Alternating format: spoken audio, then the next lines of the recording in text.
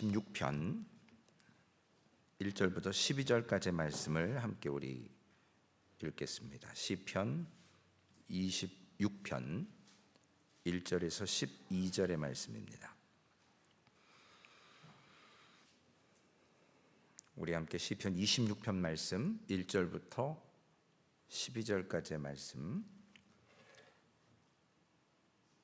함께 읽겠습니다. 내가 나의 완전함에 행하여 싸우며 흔들리지 아니하고 여호와를 의지하여 싸우니 여호와여 나를 판단하소서. 여호와여 나를 살피시고 시험하사 내 뜻과 내 양심을 단련하소서. 주의 인자하심이 내 목전에 있나이다. 내가 주의 진리 중에 행하여 허망한 사람과 같이 앉지 아니하여 싸우니 간사한 자와 동행하지도 아니하리이다. 내가 행악자의 집회를 미워하오니 악한 자와 같이 앉지 아니하리이다.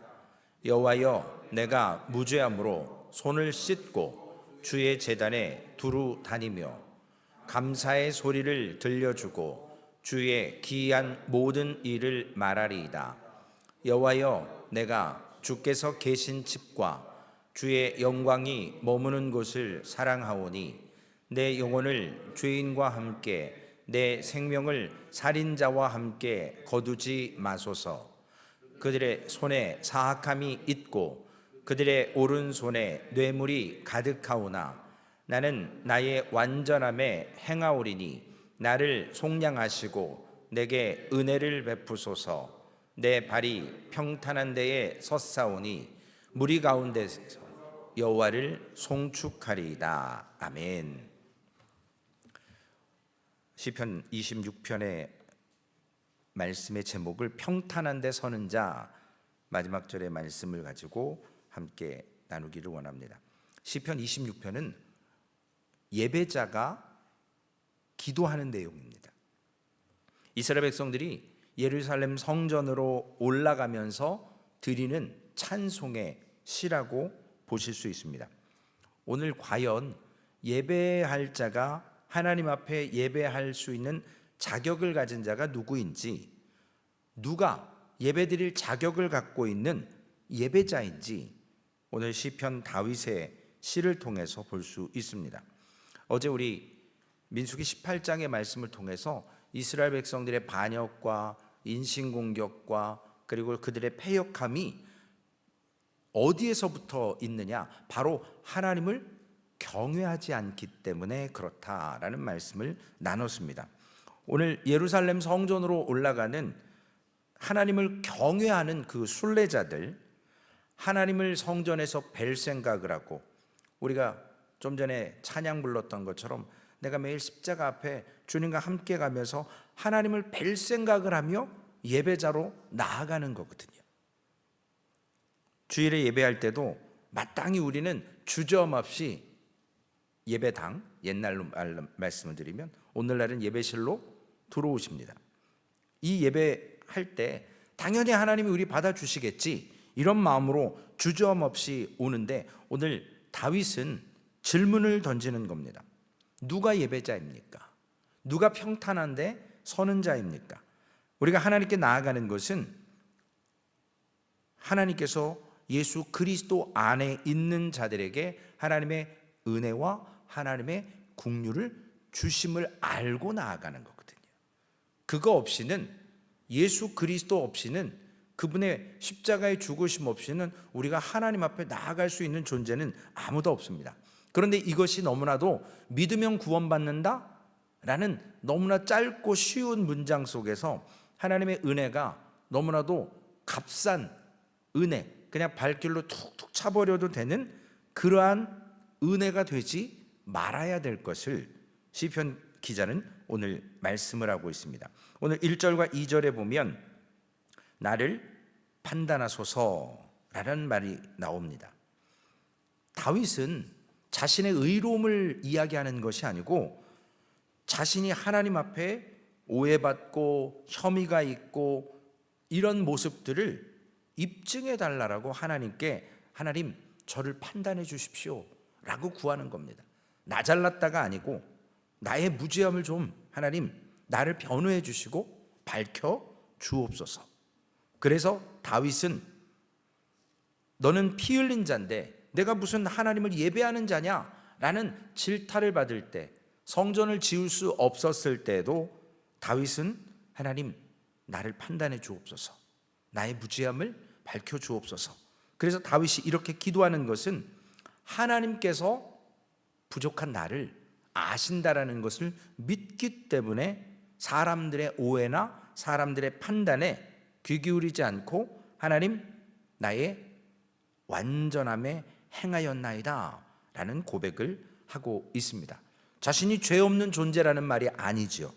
자신의 의를 가지고 하나님께 나아갈 수 있다라는 말도 아닙니다. 그저 다윗이 하나님을 경외하고 있다라는 태도라는 것입니다. 그래서 다윗은 흔들리지 아니하고 여호와를 의지합니다 라는 1절 하반절에 고백을 하고 있습니다. 고린도후서 10장 18절에 보면 바울이 고린도 사람들로부터 받았던 오해와 다윗이 오늘 이야기하는 오해가 거의 일맥상통한 겁니다. 옳다 인정함을 받는 자는 자기를 칭찬하는 자가 아니요 오직 주께서 칭찬하시는 자녀이다. 하나님의 자녀에게 하나님은 그 자녀의 걸음까지도 아신다라는 것이에요. 그렇기 때문에 바울이 사도권에 대해서 질타를 받을 때도 다윗이 예배자로서 너는 많은 피 흘렸는데 무슨 네가 예배자냐 이러한 말을 들을 때 오늘 2절에 이렇게 간구합니다. 여호와여 나를 살피시고 시험하사 내 뜻과 내 양심을 단련하소서. 살피시고 시험하시고 단련하셔서 자신의 이 연약함 하나님께서 파헤쳐 주시고 조사해 주시고, 그래서 주의 인자하심의 목전 앞에 설 수 있는 자로 하나님 붙들어 주옵소서라고 하나님의 인자와 하나님의 자비하심을 구하는 것입니다. 왜냐? 하나님을 경외하는 마음을 가졌기 때문에 그렇습니다. 우리가 이번 주에 암송해야 될 말씀이 그거잖아요.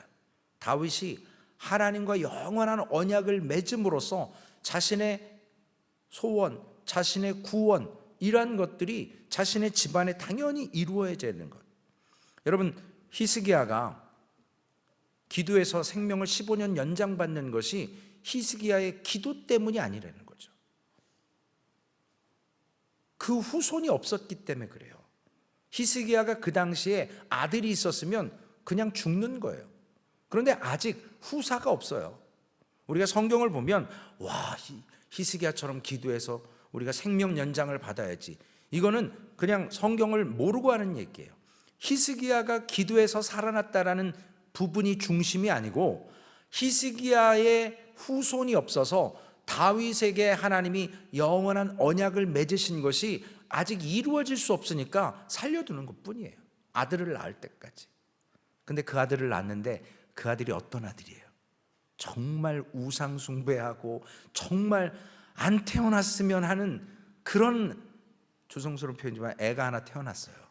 그럼에도 불구하고 그 혈통 속에서 하나님은 다윗을 언약을 맺으신 것을 이루어 가신다라는 겁니다. 우리는 살려주는 거에 목적이 있어요. 그러나 하나님은 언약의 목적이 있다라는 거예요. 그러므로 오늘 어제의 말씀과 같이 다윗이 하나님을 경외하는 마음이 없었으면 감히 이렇게 하나님의 인자와 자비를 요구할 수 없어요. 우리가 하나님의 인자와 자비를 한마디로 헤세드라고 하는 히브리어를 씁니다. 그래서 이 헤세드는 웬만한 성경에 하나님의 자비와 인자와 은혜와 모든 것에 다 적용되는 단어예요. 그래서 헤세드를 번역하기가 너무나도 어려워요. 심지어는 아무데나 갖다 붙여놔도 다 헤세드, 하나님의 사랑과 하나님의 은혜와 하나님의 인자와 여러 가지가 다 쓰임받습니다. 오늘 3절부터 5절까지 보면 이스라엘 백성들에게 없어서 멸망했고, 이스라엘 백성들이 그렇게 죽음을 맞받고, 이스라엘 백성들에게 가장 큰 문제였던 하나님을 경외함이 없었는데, 오늘 다윗은 반대로 하나님을 경외하는 삶의 태도와 모습이 무엇인지를 시편 26편에 기록을 하고 있습니다. 내가 주의 진리 중에 행하여 라고 말하고 있습니다. 다윗은 나는 하나님의 은혜로 구원을 받았기 때문에 내가 원하는 대로 내 마음대로 살아도 된다 라고 얘기하는 것이 아니고 내가 주의 진리 가운데서 행한다라는 거예요. 이것이 하나님의 두 성품 중에 하나인 인자와 진리라는 것입니다. 그래서 헤세드와 에메트라고 하는 히브리어 단어를 써서 하나님의 인자와 하나님의 진리, 이 길을 걷는다라는 거예요. 이것을 중심으로 삶을 살아낸다라는 것입니다. 그래서 하나님의 속성, 하나님의 성품을 이야기하는 단어가 인자와 진리인데, 요한복음 1장 14절에 너무나도 정확하게 기록되어 있습니다. 여러분 너무나도 잘 암기하고 계시잖아요. 말씀이 육신이 되어 우리 가운데 거하심에 우리가 그의 영광을 보니 아버지의 독생자의 영광이요 은혜와 진리가 충만하더라. 그래서 한국의 유명한 교회는 은혜와 진리교회라는 교회가 있어요. 여기에서 따와가지고 은혜와 진리, 값싼 은혜가 되지 않도록 언제나 진리 가운데 행하겠습니다 라고 하는 사람은 하나님을 경외하는 사람이에요. 진리가 우리를 자유케 해요. 진리를 알 때. 그런데 방종하는 건 안 되죠. 자유함을 얻을 수는 있지만 그 길에서, 진리에서 벗어나면 안 된다라는 거예요. 하나님과 연합이라는 거예요. 그것이 바로 회복이에요.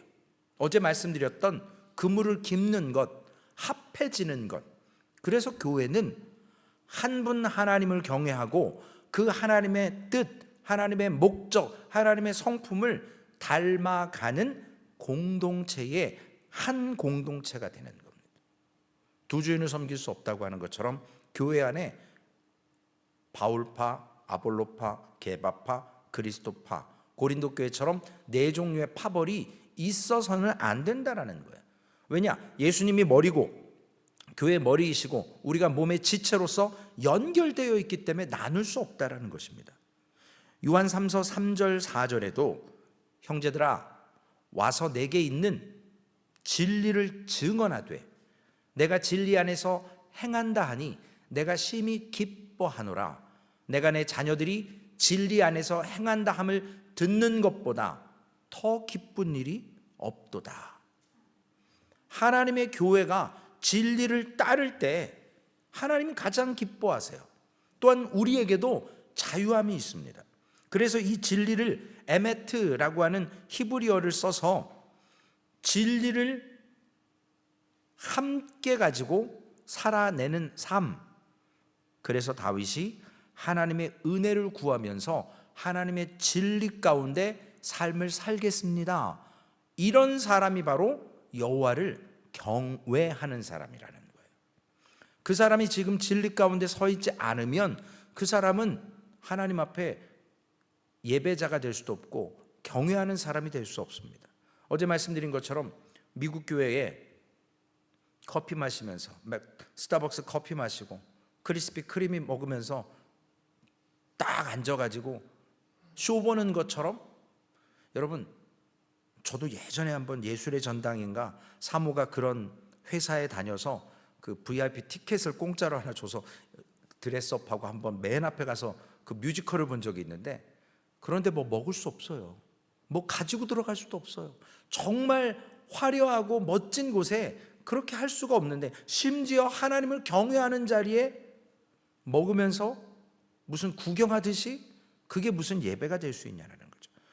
오늘 4절과 5절에 다윗이 진리 가운데 그런 삶을 살아내는, 하나님을 경외하는 삶을 진리 가운데 살겠습니다 했는데, 이제 반대로 어떤 사람들이 나오냐? 허망한 사람과 같이 앉지 아니하였사오니 간사한 자와 동행하지도 아니하리이다. 내가 행악자의 집회를 미워하니 악한 자와 같이 앉지 아니하리이다. 이 말이 뭐냐면 바로 시편 1편에 복 있는 사람은 뭐죠? 그 다음에 뭐죠? 네, 그 다음에 또 있잖아요. 복 있는 사람은 오늘 이와 같이 죄인의 길에 서지 않아요. 악인과 함께하지 않아요. 여호와를 즐거이 묵상하며 진리 가운데 행하는, 하나님을 경외하는, 그래서 그게 함께 가는 것입니다. 고린도후서 6장 14절에서 16절의 말씀에도 보면 어떻게 진리 안에 행할 수 있는가 바울 사도가 권면합니다. 너희는 믿지 않는 자와 멍에를 함께 매지 말라. 의와 불법이 어찌 함께하며 빛과 어둠이 어찌 사귀며 그리스도와 베리알이 어찌 조화되며 믿는 자와 믿지 않는 자가 어찌 상관하며 하나님의 성전과 우상이 어찌 일치가 되리요. 함께 할 수 없는 것들이에요. 하나님을 경외하는 사람은 죄와 더불어 살 수 없는 거예요. 물론 죄인입니다. 그럼에도 불구하고 고린도전서 5장 2절, 5장 7절에 바울 사도를 통해서 교회 안에 권징, 즉 불법하고 진리 가운데 서지 않는 자들을 어떻게 대해야 될 것인가. 그리하고도 너희가 오히려 교만하여져서 어찌하여 통한이 여기지 아니하고 회개하지 않는다는 말이죠. 그 일 행한 자를 너희 중에서 쫓아내지 아니하였느냐. 너희는 누룩 없는 자인데 새 덩어리가 되기 위하여 묵은 누룩을 내버리라. 우리의 유월절 양 곧 그리스도께서 희생되셨느니라. 하나님을 경외하지 않는 자들이 예배자가 될 수 없는데, 예배 자리에 나올 때 교회 안에서 거짓 누룩을 퍼뜨릴 때 그들에게 어떻게 하라는 거예요? 상관도 하지 말고 함께 하지도 말고 쫓아내고 내버리라는 거예요. 안타깝긴 하지만 회개하고 돌아올 수 있을 때까지, 그들이 깨달을 때까지 광야 생활 가운데 이스라엘 백성들에게 가장 엄중한 벌 중에 하나가 문둥병 걸리는 거예요. 사람들이 다 볼 수 있어요. 문둥병 딱 걸리면 그 진중에서 쫓겨납니다. 그래서 바깥에 머물러야 돼요. 보호받을 수가 없어요. 하나님의 임재의 자리에 가까이 할 수 없어요. 가족에게도 가까이 할 수 없어요. 왜냐? 이것은 죄라고 여겨졌어요. 구약시대 당시. 그래서 일정 기간 회복될 때까지 내쫓아냅니다. 구별시켜요. 그리고 일정 기간이 지나서 회복될 때쯤 제사장에게 보이고 문둥병이 사라지고 어떤 흔적만 남았을 때 다시 진중으로 회복시키거나 아니면 일정 기간 더 분리시키는 기간이 있습니다. 교회도 하나님의 백성이라고 우리가 이야기하지만 그 마음에 하나님을 경외함이 없거나 예배자가 아닐 때 교회 안의 문제를 통해서 어려운 일을 만들어내고 교회가 연합되지 못하게 만드는 악한 사단의 일을 내버리라는 것. 그렇다고 기회도 주지 않고 다 할 수는 없죠. 하나님께서 분명히 지상의 교회는 완전할 수 없기 때문에 하나님의 거룩함을 추구하는 교회로 세워가기 위해서 이러한 구별의 모습이 있습니다. 반드시 회복되어져야 되고 연합해야 되고 하나 되어야 되지만 그 과정 속에서 회개하지 않으면, 공동체를 분열시키면 그에 합당한 이러한 권징의 내용들이 성경에 기록되어 있습니다. 그러면 예배자가 예배를 드릴 때 의지가 있어야 돼요. 제가 어제 맞죠? 네, 어제가 목요일이니까 우리 젊은 성도님들 성경 공부를 하는데 물어봤어요. 세례 받았냐고. 세례가 구원을 이루는 조건은 아니에요.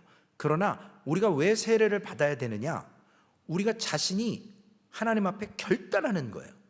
내가 세례를 받으면서 홍해를 통과하는 것처럼 하나님, 내가 이제는 하나님의 백성으로 이와 같이 예배자로 구별되고 하나님 세상과 구별되고 하나님 세상에서 빛과 소금의 역할을 감당할 수 있도록 결단하겠습니다. 자신의 의지로 하나님 앞에 결단하는 거예요. 그걸 받고 안 받고, 구원을 받고 안 받고 상관은 없어요. 그러나 그런 의지, 결단을 통해서 믿음의 생활을 한 걸음 더 거룩하신 하나님 앞으로 나아갈 수 있다라는 그러한 의지의 표명인 거예요. 세례 안 받아도 예수 그리스도가 나의 구주시고 나를 위해서 죽어주셨음을 믿으면 성찬 예식에 참여해도 괜찮아요. 그러나 좀 보수적인 데는 세례 안 받는 사람, 외부에서 온 사람 성찬에 참여 못하게 합니다. 물론 그게 율법주의로 갈 수도 있어요. 그러나 또 나름대로 목회의 모습이 있을 수 있습니다. 종교 개혁자들이 교회를 변화시키고 개혁하면서 나오는 여러 가지 모습 가운데 오늘 6절과 7절의 말씀을 통해서 예배자가 자기 자신의 의지가 있어야 된다라는 거예요. 결단을 해야 된다라는 겁니다. 하나님의 예배자가 되기 위해서 하나님을 경외하는 자는 여호와여 내가 무죄함으로 손을 씻고 주의 제단에 두루 다니며 감사의 소리를 들려주고 주의 기이한 모든 일을 말하리이다. 무죄하다, 1절에 완전하다, 이러한 의미들, 손을 씻는다, 자신의 결백을 드러내죠. 외적인 보여지는 표명이에요. 내가 이제 구별되겠습니다라고 호언장담은 아니지만 결단하는 겁니다. 우리가 세례를 받으면 결단하는 거예요. 공회 앞에서, 성도들 앞에서 내가 하나님의 사람으로 살려고 몸부림치겠습니다 라고 세례를 받는 거예요. 나는 죽고 이젠 예수로 살겠습니다 라고 결단하는 겁니다. 우리가 그런 결단 없이 물론 신앙생활 할 수도 있어요. 그러나 그런 결단을 통해서 오늘 외적인 이러한 손을 씻고 주의 성전으로 올라가겠다고 하는 그러한 외적인 표현을 할 때 더욱더 감사의 소리가 들려지고 주의 기이한 일들을 말할 수 있는, 즉 하나님께 감사의 제목과 조건을 더욱더 풍성히 누릴 수 있는 자기의 의지의 표명으로 하나님 앞에 준비된 자로 나아가는 것입니다. 다윗의 이 고백이 너무나도 귀합니다. 그래서 8절에 다윗은 자기의 마음 가운데 하나님의 교회가, 하나님의 성전이 어떤 곳인가, 여호와여 내가 주께서 계신 집과 주의 영광이 머무는 곳을 사랑하오니, 참된 하나님을 경외하고 예배자로서 건물이 아니라 그 성전으로 올라갈 때 주께서 계신 집이에요. 그리고 주의 영광이 머무는 곳이라는 것을 믿으면서 올라가는 거예요. 공급을 받을 수 있습니다. 그리고 다윗은 이 성전과 하나님의 집, 하나님의 영광이 머무는 자리임을 알고 고백하고 그 가운데서 하나님과 교제하고 하나님의 은혜를 맛보며 오는 것입니다. 여러분, 우리가 금요일, 토요일, 주일 3일 연결해서 예배를 드리는데 이 예배의 순간순간마다 이러한 참된 예배자로 하나님을 경외하는 마음으로 성전에 올라올 때 놀라운 은혜가 있는 거거든요. 지금은 돌아가시고 안 계시지만 어떤 90 넘으신 선교사님이 한 분 계셨습니다. 일찍 귀가 소리를 못 들으세요. 제가 그 교회 처음 갔을 때 저에게 조용히 오셔서 부탁을 하시더라고요. 내가 못 듣는데 설교는 듣고 싶은데 들을 수가 없으니 설교 원고를 좀 줄 수 있냐고 그러시더라고요. 저도 처음엔 좀 부담이 됐어요. 설교도 잘 못하는데 설교 원고까지 들으면서까지 이게 참 부끄럽고 죄송스럽고, 근데 그분의 고백을 통해서 알겠습니다. 그리고 그때부터 주일 설교를 복사해서 꼭 그 자리에 놓으면 맨 앞에 오셔서 뭐 찬송도 자기 마음대로 부르세요. 왜냐하면 피아노 소리가 안 들리니까. 그러나 설교 중간중간마다 꼭 설교 원고를 보시고 따라오세요. 아멘도 항상 박자가 늦으세요. 남들 아멘 다 하고 지나갔는데 혼자 아멘 그러세요. 왜냐, 이게 맞지가 않으시니까. 그럼에도 불구하고 그분이 왜 하나님을 예배하는 자고 하나님을 경외하는 자인지 그분의 삶에서 그분이 결단하고 그분이 그 가운데 참된 기쁨을 누리고 가는 것을 모든 성도들이 눈으로 보고 있습니다. 여기가 하나님이 계신 집이고 하나님의 영광이 머무는 곳. 내가 비록 귀가 들리지 않아서 성도들과 대화도 안 해요. 늘 혼자 앉아서 식사하세요. 말이 안 통하니까. 사람의 입을 보고 추측은 하시지만 워낙 연세가 있으셔서. 그러나 그분이 얼마나 교회를 사랑하고 얼마나 하나님의 일을 즐겨했던지 75세에 유카탄이라고 하는 곳에 가서 그 땅을 개간하는데 돌을 몇십만 개를 걷어내고 거기에 한국 배추를 심어서 배추 하나가 아름드리 정도의 배추가 생산될 정도로 농사를 짓고 거기에 신학교가 지어졌고 지금도 그곳이 귀한 사역을 감당하는 일을 하고 있습니다. 여름에 100도가 넘는데 교회 현관에 지금 그 꽃이 뭔지 모르겠어요. 이렇게 동그랗게 해서 되게 큰 수국, 그걸 색깔별로 여름 100도가 넘는데 성도들 다 갔는데 제가 집에를 못 가겠는 거예요. 그분 쓰러지면 어떡하냐고요.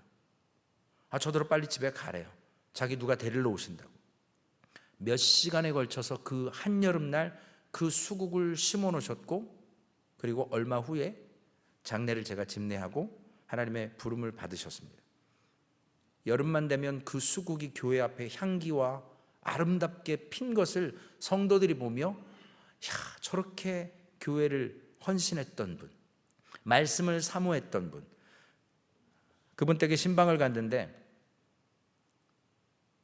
제 설교 6년치를 옆에 쌓아놓고 본인이 그걸 스스로 또 설교를 만들어서 시니어 센터에 가셔서 매주 목요일마다 설교를 하셨더라고요.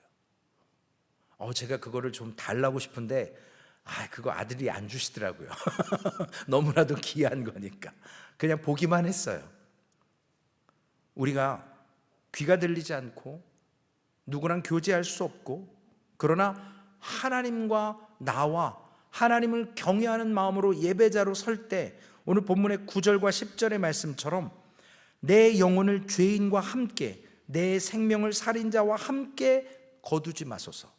주의 손에, 그들의 손에 사악함이 있고 그들의 오른손에 뇌물이 가득하나이다. 하나님의 백성에게 하나님이 싫어하는 것과의 분리를, 하나님을 사랑할 수 없는 자들과 함께하지 못함을 고백하고 있습니다. 10절의 말씀에 나는 의인의 죽음을 죽기 원하며 나의 종말이 그와 같기를 바라노라 라고 얘기를 하십니다.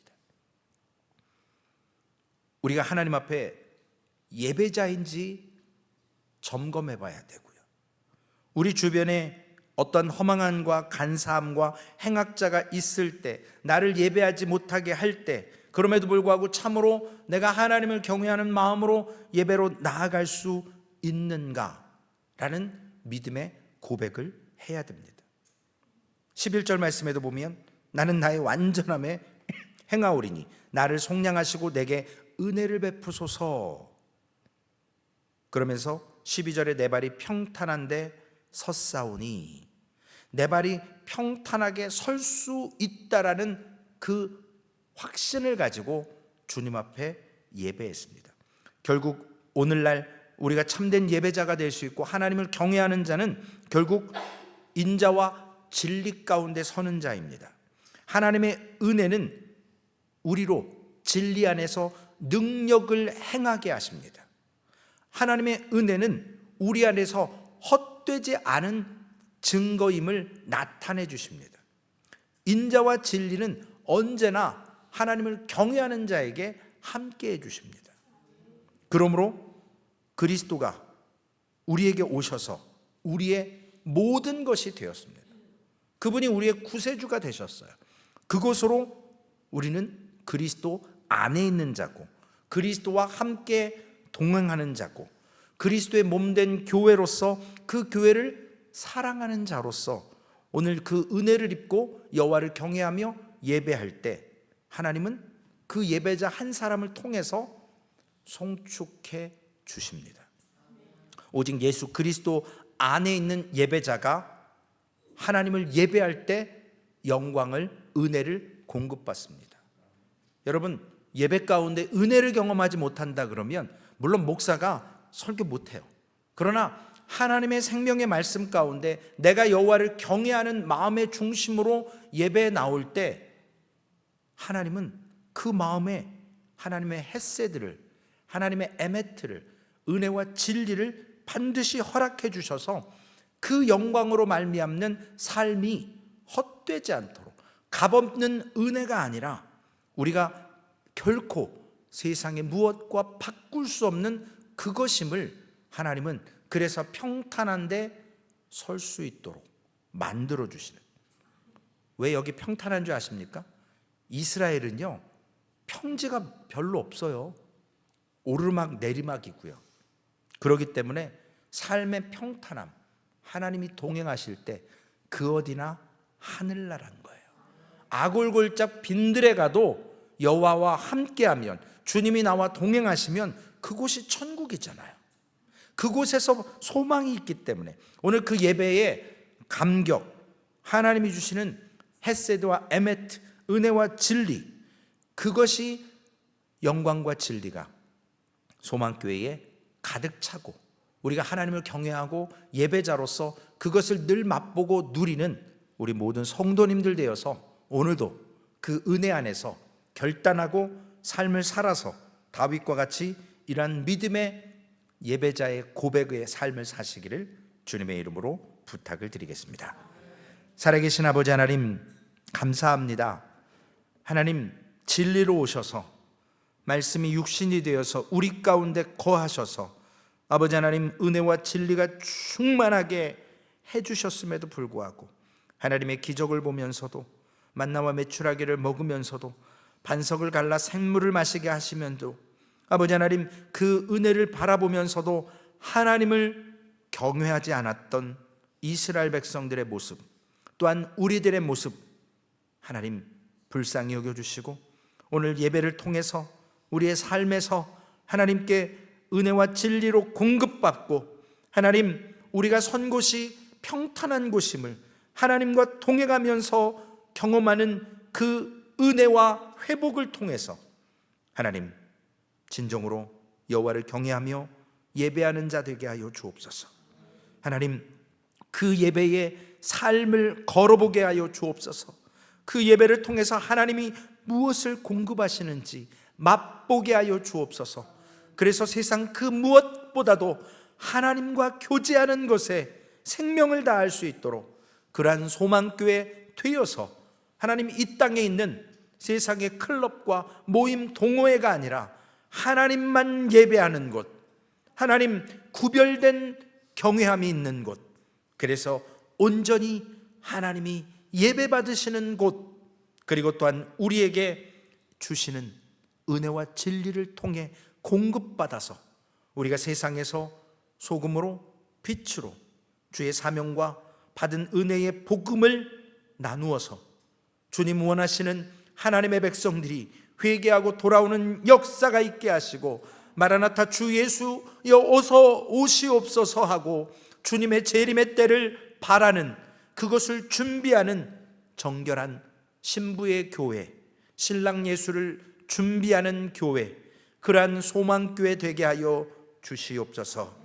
그리하여서 이 시대가 악하지만 우리의 연약함이 아버지 하나님 참으로 범죄함이 하나님과 구별될 수밖에 없지만 하나님은 구약의 제사장과 레위인을 통해서 죄인들이 하나님 앞에 나아갈 수 없지만 하나님, 제사장들과 레위인을 통해 예배하고 대신 나아갈 수 있도록 해결책을 주셨던 것처럼 오늘 예수 그리스도를 통해서 그분으로만 예배자로 나아갈 수 있는 은혜의 문을, 휘장을 찢어주셨던 것처럼 하나님, 오늘 그 믿음 가지고 그 은혜 앞에서 싸구려 은혜가 아니라 내 생명을 걸고도 얻을 수 없었던 그 은혜를 하나님 소유한 자로서 참된 기쁨을 맛보며 하나님, 그러한 하나님을 경외하는 자, 그러한 예배자 되게 하여 주옵소서. 오늘도 예배자로 부른 하나님의 백성들을 사랑하시고 은혜와 진리 안에서 행하는 다윗의 모습을 본받게 하여 주옵소서. 그래서 오직 하나님께 영광 돌리며 하나님 그 예배를 통해서 우리의 삶이 윤택하여지게 하여 주옵소서. 감사합니다. 우리 구주 예수님의 귀하신 이름으로 기도 올리옵나이다. 아멘. 하늘에 계신 우리 아버지여, 이름이 거룩히 여김을 받으시오며 나라에 임하옵시며 뜻이 하늘에서 이루어진 것 같이 땅에서도 이루어지리이다. 오늘날 우리에게 일용할 우리가 우리에게 죄 지은 자를 사하여 준 것 같이 우리의 죄를 사하여 주옵시고 우리를 시험에 들게 하지 마옵시며 다만 악에서 구하옵소서. 대개 나라와 권세와 영광이 아버지께 영원히 있사옵나이다. 아멘.